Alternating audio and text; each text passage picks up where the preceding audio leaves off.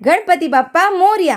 नमस्कार मंडळी, गणेश चतुर्थी जवळ आली आहे आणि तुमच्या सजावटीची तयारी सुरू झाली असेल।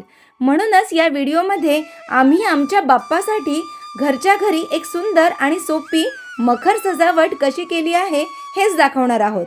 चला सुरू करूया।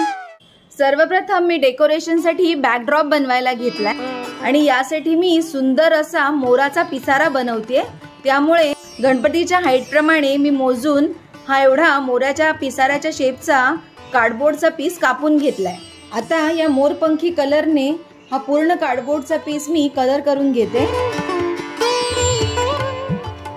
हे पहा, संपूर्ण कार्डबोर्डला मी मोरपंखी कलर लावून घेतलेला आहे आणि आता हा व्यवस्थित ड्राय करून घेते। हे पहा, ही मिररची लेस मी आणलेली आहे। आता जो मोराचा पिसारा हा मी बनवत आहे त्याच्या बॉर्डरला ही लेस चिकटवून घेते। हे पहा, तुम्ही बघू शकता याच्या बॉर्डरला मी अशी ही लेस लावून घेतलेली आहे आणि तुम्ही बघू शकता हे वेगळ्या वेगळ्या शेपचे मी मिरर्स आणलेले आहेत। याने आता ह्याच्यावर डिझाईन बनवून घेते।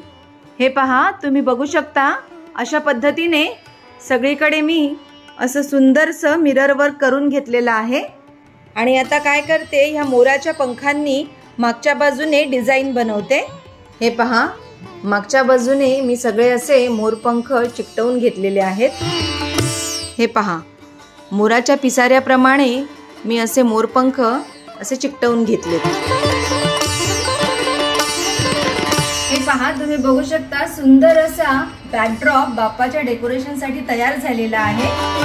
हा बॅकड्रॉप मी या लोखंडी स्टँडला तारेने बांधून घेतलेला आहे स्टेबल राहण्यासाठी।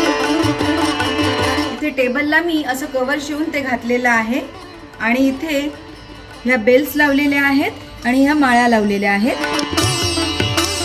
बॅकड्रॉपच्या मागे देखील सेम कलरचे पडदे मी लावलेले आहेत आणि त्याच्यामधून आर्टिफिशियल लांबण दिव्यांच्या ह्या माळा सोडलेल्या आहेत आणि सुंदर असं हे बाप्पाच्या आगमनासाठी डेकोरेशन मी तयार केलेलं आहे। तर मंडळी, कशी वाटली ही आमची सजावटीची कल्पना?